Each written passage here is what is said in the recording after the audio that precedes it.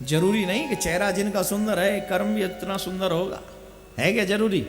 ना बाबा ना। और कृष्ण ऐसा बोले, कहीं ऐसा ना हो कि उनका सिर्फ रूप ही रूप सुंदर हो, कर्म सुंदर नहीं। दूसरे ने तुरंत शुरू किया, अहो बकीयम स्तन कालकूटम।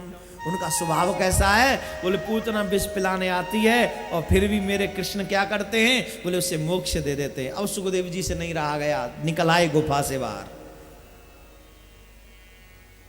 शराबी को बुलाना हो ना, शराबी को, तो शराब की बोतल की टन टन कर दो, दुनिया के हर काम छोड़ के भाग आएगा, ऑफिस क्लोज कर देगा टाइम बिफोर टाइम। क्यों? बोले एक फोन आ जाए, भाई पार्टी तैयार है आजा, फिर नहीं देखता कि सैटरडे के संडे है, बस वेट आई एम कम, तुरंत ऑफिस। जुआरी को कह दे कम टू मी, बोले wait and watch I am come to you, तुरंत भागेगा। वैसे ही किसी प्रभु प्रेमी को कह दो, आओ रे आओ, हम कृष्ण कथा प्रारंभ कर रहे हैं, हम भागवत प्रारंभ कर रहे हैं, दुनिया के 1000 कामों को लात मार के भाग आएगा। बोले तू संभाल, हम तो अपना वहां जा रहे हैं। 1000 कामों को ठोकर मार देगा और दौड़ जाएगा। सुखदेव जी महाराज निकल गए, वेदव्यासी महाराज से अध्ययन किया इस भागवत का, और अध्ययन करने के बाद इस भागवत का प्रचार वहीं से प्रारंभ होना निश्चित हुआ। ये ऐसा प्रसंग। उसके बाद में महाभारत का प्रसंग थोड़ा सा लेना है हमको। पूर्णतः ध्यान लगाकर श्रवण करें। हमारे घरों में भी युद्ध की संभावनाएं एवरीडे बनी हुई हैं, होता ही है। कभी भाई भाई में, कभी पत्नी और पति में, कभी बाप बेटे में, कभी चाचा और ताऊ में, कभी देवरानी जेठानी में, कभी सास और बहू में। हाँ, क्लेश सबके घरों में होता है। फर्क है, जो लोग सम्माननीय हैं वो क्लेश को अपने घर में खत्म कर लेते हैं, और जो लोग अपने सम्मान की परवाह नहीं करते वो चौराहे और कोर्टों में जाकर लड़ लेते हैं। जिन्हें न अपने बुजुर्गों की परवाह है, न मान सम्मान की परवाह है, वो कोर्ट में भी जाकर लड़ने को तैयार रहते हैं। माय डियर, ये छोटी सी जिंदगी है जिसमें भी तुम लड़कर बिताना चाहते हो। लड़ना है तो बुराइयों से लड़ो, अपनों से नहीं। अगर लड़ना, हाथ उठाना है ना तुझे, तो अपनों पे हाथ मत उठा, अपनी बुराइयों पर हाथ उठा। तुझे हाथ उठाना है तो किसी को पीटने के लिए नहीं, किसी को सहारा देने के लिए हाथ उठा।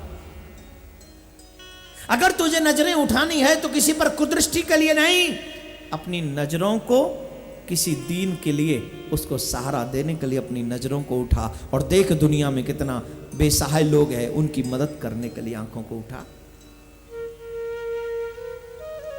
लड़ाई हम सबके घरों में है, द्वंद्व हम सबके हृदयों में है। द्वंद्व हमें परेशान कर रहा है, हमें पराजित बार बार कर रहा है। और इस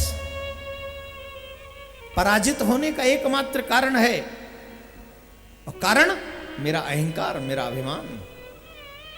किसी को अभिमान है बल का, किसी को अभिमान है धन का, किसी को अभिमान है रूप का, किसी को अभिमान है ज्ञान का, किसी को अभिमान है अपनी मालाओं का। अरे भाई, भक्तों को भी अभिमान होता है कि मैं इतनी माला करता हूं। किसी को अभिमान होता है मेरे बड़े बड़े आश्रम हैं। कई बार तो हम भी पूछ लेते आपको आश्रम कैसा लगा, हम भी नहीं बच पाते, पूछ लेते कैसा लगा आपको आश्रम। लोग कहते अच्छा है, बहुत अच्छा है, लेकिन तुरंत संभाल लेते हैं और कहते हैं लोगों ने धन दिया है तो उम्मीद की थी कि लोगों का धन लोगों की सेवा में समर्पित कर दिया जाए। तेरा तुझको अर्पण।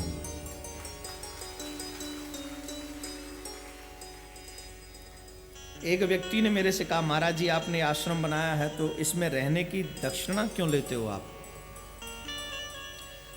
मैंने कहा मैं ये दक्षिणा इसलिए लेता हूं मेरे भाई बहन, एक तो इसका मेंटेन करना है, दूसरा इसमें से अगर कुछ बच जाए तो मेरे ठाकुर का जो मंदिर निर्माण हो रहा है और आगे का जो बचा हुआ कार्य है उसमें भी पूरा तो वो नहीं बनवा सकता, लेकिन अगर 1000 रुपये महीने भी हम इससे बचाकर 1000 रुपये भी उसमें लगा देंगे तो हमारे कार्य को गिलहरी वाला सपोर्ट तो मिल ही जाएगा। अरे भाई, मैं इसलिए अपने शिष्यों से बार बार कहता हूं कि तुम वृंदावन जाओ तो कम से कम कुछ तो धर्म निभाओ। जब तुम्हें रुकना ही है तो गिलहरी बन के रुको। तुम्हारे द्वारा दिया हुआ 1 रुपया भी अगर उस आश्रम और मंदिर निर्माण में काम आ गया तो वो कार्य भी उस कार्य को 1 कदम और आगे लेकर जाएगा।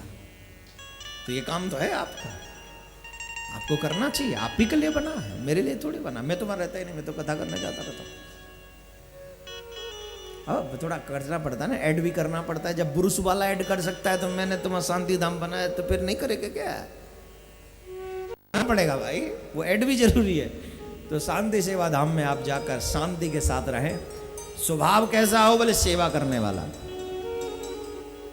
अगर आपको लगे कि वहां कोई वृद्ध व्यक्ति है और आपको उसकी सेवा करनी चाहिए तो बेझिझक करिए, बिना उससे पूछे करिए। क्यों? बोले उसका नाम है शांति विद सेवा प्लस धाम।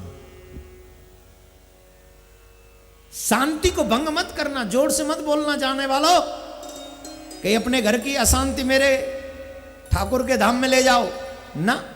भगवान के धाम में जाकर मधुर बोलना चाहिए, प्रिय बोलना चाहिए। सत्यम ब्रुवात प्रियम ब्रुवात ना, प्रिय बोलो, सेवा करो। वहां कोई भी मिल जाए उसकी सेवा करो। अगर वो सेवा पाने योग्य है तो सेवा करो और धाम में वास करो। हमारे उस आपके उस आश्रम का लाभ तभी मिलेगा जब शांति सेवा धाम में रहकर धाम का वास हो और सेवा कर्म हो और शांति वहां रहकर प्राप्त की जाए। तभी तो विश्व शांति सेवा चैरिटेबल ट्रस्ट का सपना साकार होगा और होना चाहिए। और अभी तक 40% तो हम सक्सेस हैं कि नहीं? 6 सालों में अगर 40% सक्सेस हुए तो आने वाले 3-4 सालों में डेफिनेटली हम लोग 100% सक्सेस होंगे। और अपने नौजवानों को पुनः मैं धन्यवाद दूंगा जिन्होंने हमारे कहने से धर्म का प्रचार करना प्रारंभ किया। लेकिन जो रह रहे हैं वो शुरू करें, जो रह रहे हैं वो शुरू करें, ध्यान रखें। तो हम सबके घरों में द्वंद्व होता है, क्लेश होता है, युद्ध होता है। महाभारत में भी वो होता है। लेकिन हमारी हार क्यों होती है? क्योंकि उन पांडवों के साथ में कृष्ण है, हमारे साथ में कृष्ण नहीं है। बोले महाराज अब कलयुग में कृष्ण कहां आएगा? बोले भागवत कृष्ण है, गीता कृष्ण है, तेरा गुरु कृष्ण है। जब भी मन में द्वंद्व हो अपने गुरु के चरणों में अर्जुन बनकर बैठ जा। ध्यान से सुनना, क्लेश मेरे भी मन में है, द्वंद्व मेरे भी मन में है, लेकिन मेरा द्वंद्व समाप्त नहीं होता। क्यों? क्योंकि तू अभी तक अर्जुन बना नहीं है। जब तुम अर्जुन बनोगे तो तुम्हारा द्वंद्व समाप्त होगा।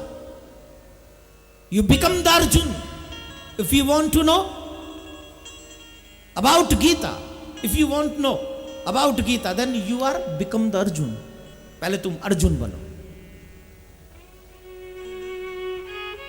और जब तक अर्जुन नहीं बनोगे गीता तुम्हारे संदर्भ में तुम्हारी समझ में नहीं आएगी। गीता का अध्ययन करो। अर्जुन को भी संदेह था, भगवान लोगों को मारना पाप है और कर्म का फल अगर जीव को मिलता है तो मैं लोगों को मारूंगा तो इसका पाप भी मुझे झेलना पड़ेगा। आप मुझे इस कर्म में क्यों लगा रहे हो? अर्जुन कह रहा है। और सुनो, ध्यान से सुनना, ये बात कौन कह रहा है? पल पल कृष्ण के साथ रहने वाला अर्जुन। ये माया बड़ी चंचला है, छोड़ती किसी को नहीं है। अरे तुम्हारे मन में संदेह आ क्यों गया? जब किसी जगत के निरंतर जगत के आधार ने तेरे रथ के घोड़ों की लगाम अपने हाथ में पकड़ ली, अब संदेह की जरूरत कहां रह गई? यकीन कर, जगत को निर्माण करने वाला वो जगतपति तेरे घोड़ों की लगाम लेकर बैठा है अपने हाथ में, तो तेरा बुरा होगा। लेकिन ये जीव कभी कभी अर्जुन की तरह डगमगाने लगता है। अर्जुन ने कहा मुझे ऐसे काम में क्यों फंसा रहे हो मारा काट में, इसी में